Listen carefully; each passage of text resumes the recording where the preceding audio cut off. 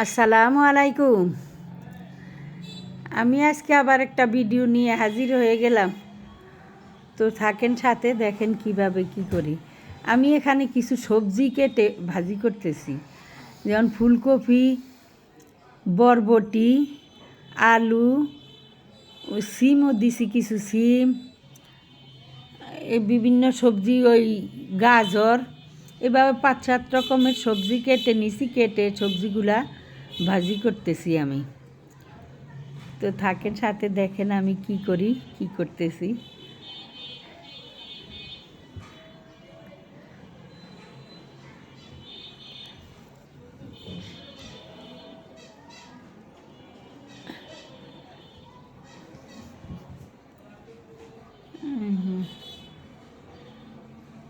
আমি এখানে কিছু ফলাউট চাউলের ভাত একটু শক্ত শক্ত করে সিদ্ধ করে রান্না করে নিছি, একটু শক্ত রাখছি। আমি এখানে কিছু ফ্রাইড রাইস রান্না করার জন্য রেডি করতেছি। তো আমি এখন আমার ভাজিগুলা 2 ভাগ করে দিছি, কিন্তু একসাথে আপনারা যদি, আমি 1 কেজি চাউল নিছি, 1 কেজি চাউল একসাথে ভাজা যাইবে না, তাইলে আপনার রাইসগুলা নরম হয়ে যাবে, ভাতগুলা নরম হয়ে যাবে, ভাজিটাও সুন্দর হবে না। আর অনেকে করতে পারেন, এই যে সবজিটা ভাজি করছি না, সবজিটার সাথে আপনারা চিংড়ি মাছ দিতে পারেন। আমি সব সময় চিংড়ি মাছ দেই, কিন্তু এখন বাচ্চাদের গায়ে অ্যালার্জি উঠে বাচ্চারা খাইতে চায় না চিংড়ি মাছ, আবার ঘরেও সবাই খাইতে চায় না, বড়রাও। তো এই জন্য আজকে আর চিংড়ি মাছ দিলাম না। চিংড়ি মাছ দিলে ভাজিটার সাথে কিন্তু অনেক মজা হয়।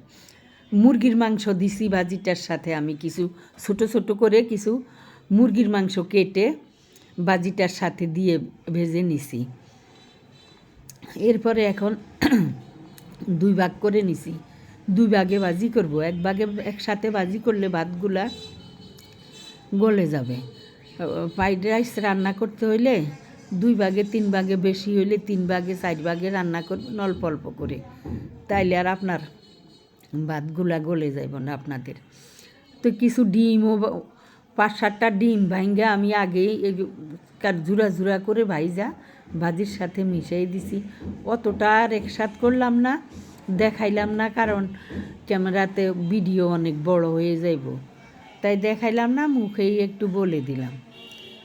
তো এখন আমি অর্ধেকগুলা ভাজি দিয়ে অর্ধেকগুলা ভাত, 1 কেজি চাউল নিছি, তো আমি 1/2 কেজি চাউলের ভাত দিলাম আর অর্ধেক ভাজি দিলাম।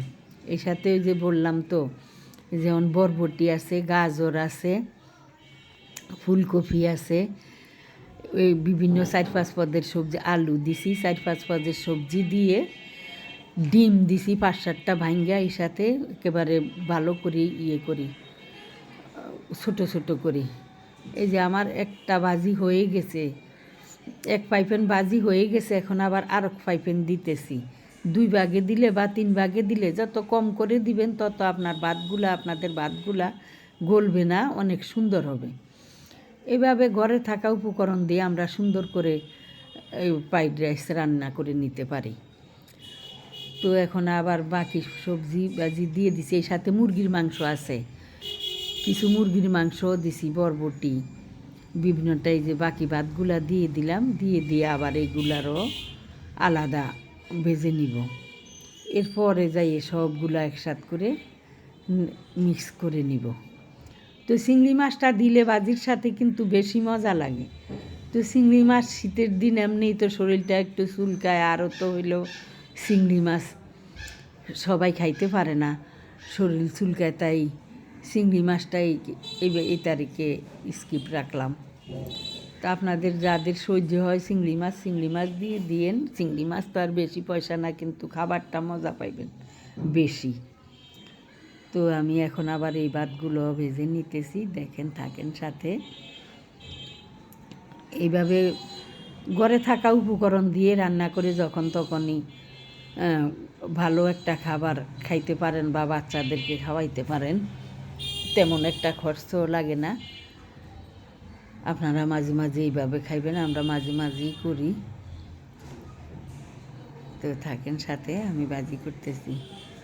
যদি আমার ভিডিওটা ভালো লাগে আপনাদের কাছে, ফেসবুকের বন্ধুরা একটু ফলো করে দিবেন। এই যে একটু এই 2 চামচ টেবিল চামচে 2 চামচ চিনি দিয়ে দিলাম।